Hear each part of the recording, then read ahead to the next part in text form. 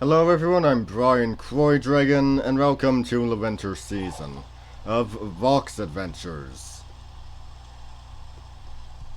Let's see here.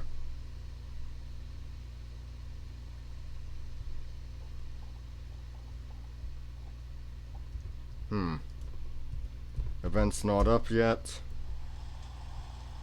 So, let's see, I got 15 minutes, so what do I talk about?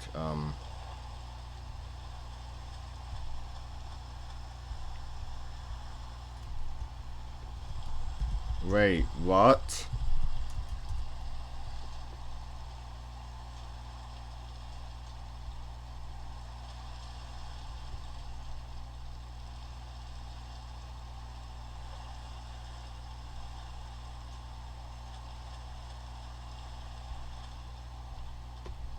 I thought the event was going to be starting in 5 minutes.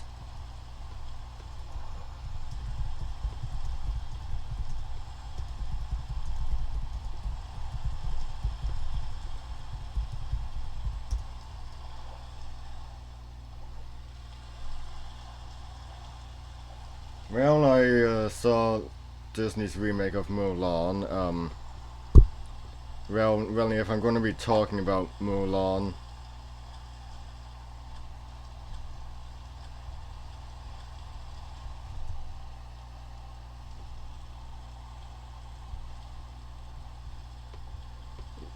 which will take a while because, well,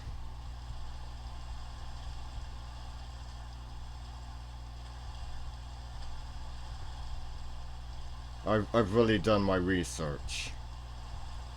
Hooray for getting the invading force right. Hooray for not having Mulan be an only child.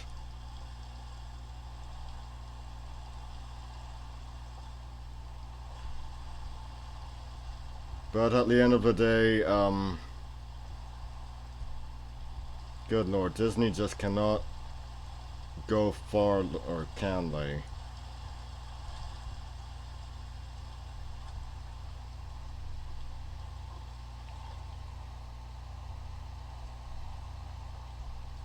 Mulan, the Ballad of Mulan dates back to the Northern Wei dynasty.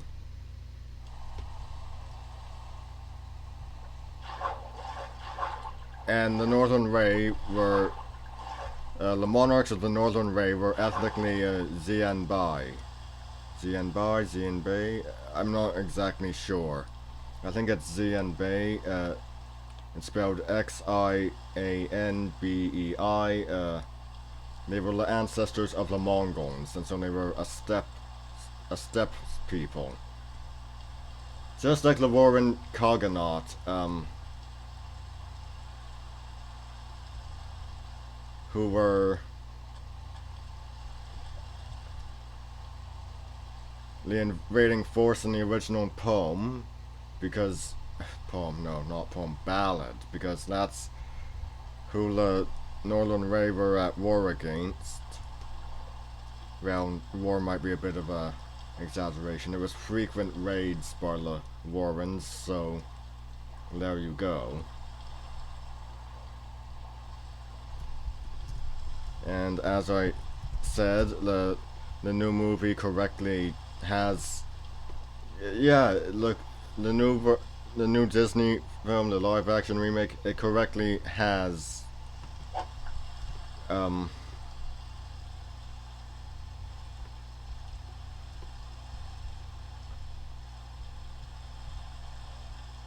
it correctly has the invading force be from the Warren Cogonut.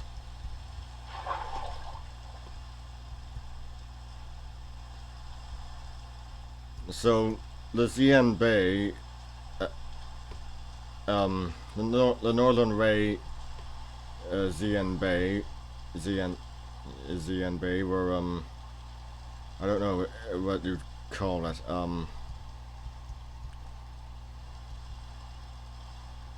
I suppose if the Romans Romanized people, then I suppose the Chinese Chinaized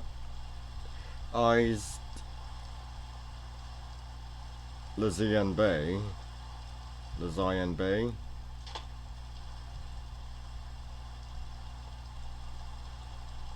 So there you go. But they were still very much stepped people. They allowed women to fight. Um, the women were masters of were master riders of horse.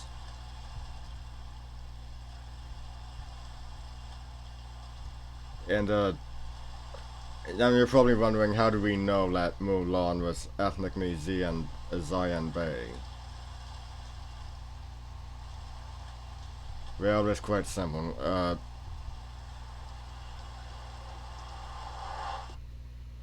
In the Northern Wei Empire, only people of Xianbei descent could be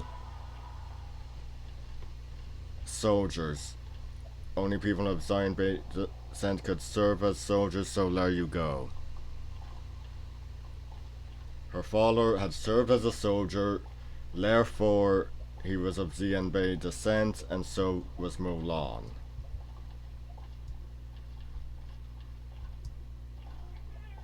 Okay.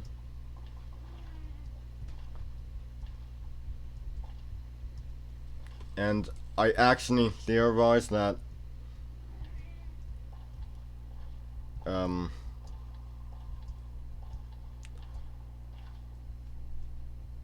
mean, I don't know. It doesn't. There's no indication that she actually disguised herself. It's not brought up until the very end, where her comrades are surprised to learn that she's a woman. I mean, after 12 years after 12 years of service together, you'd think they'd have noticed. I don't know, maybe Mulan's meant to be a unisex name and they just presumed. I don't know. The disguising as a man, not really something that's brought up in the original ballad, and you have to understand that at the time, China did not have one single monarch. So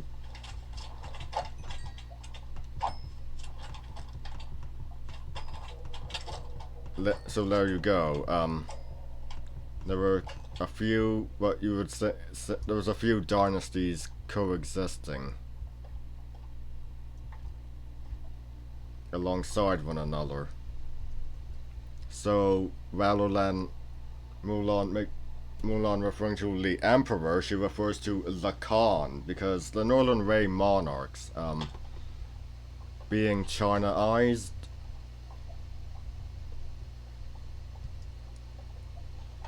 they were referred to as two things: the Emperor, or Son of Heaven, as the Chinese called their monarchs, or the Khagan, or Khan. Of course, if they're the ancestors of the Mongols, I'm not sure exactly sure how it should be pronounced, since in the Mongolian language there's no hard C sound, so maybe I should just say Han. I don't know. So you're probably wondering, Brian, if they correctly have it so Mulan is not an only child, because in the original ballad she did have siblings, an older sister and a younger brother. And if you're wondering how much younger, yeah, the fact that he couldn't serve should tell you something. The fact that he could not serve in his father's place should tell you something.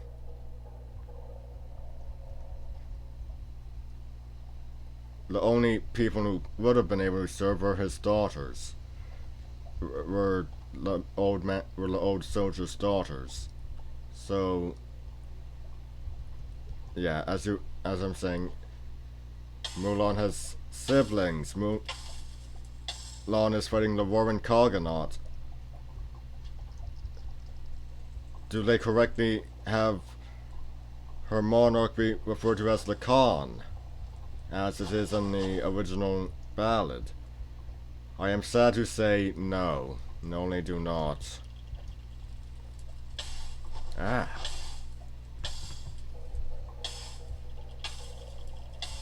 It's... He's still referred to as the Emperor. I've seen about 4 screen adaptations of Mulan.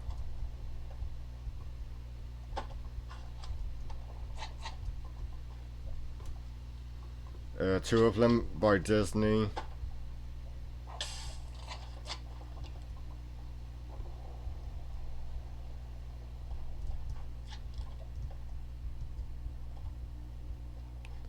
Another one by Burbank, which keeps her monarch as a Khan, keeps her with a younger brother, but omitting the older sister. Of course, in all fairness, the Disney's remake makes the sister the younger sibling, and the brother's nowhere to be seen.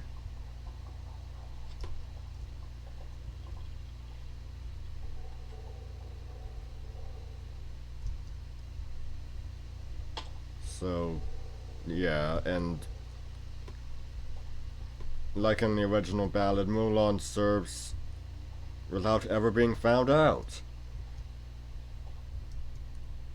And then, of course, there's the adaptation that was a part of the Italian animated series Super Little Fanta Heroes, and it's a very strange series.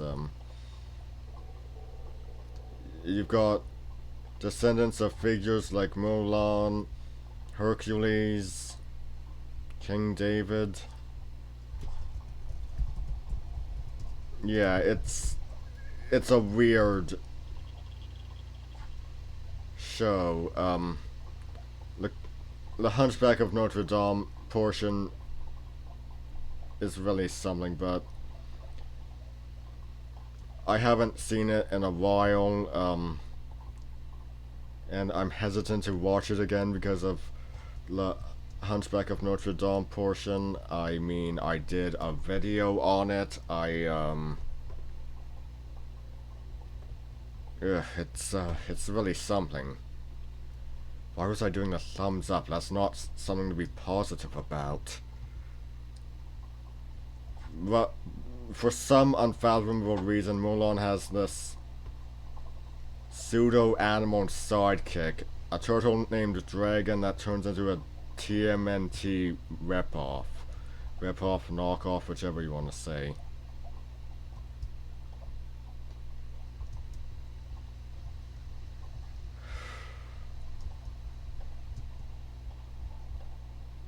Yeah, I'll have to rewatch it to see just how much they get correct, because oh god, like I even remember.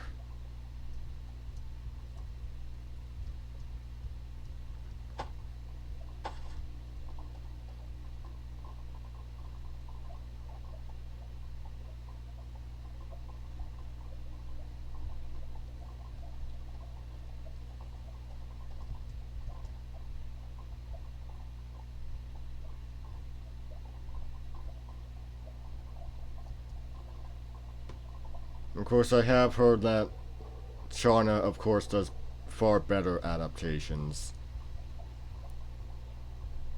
And I have been meaning to check out their screen adaptations of their ballad.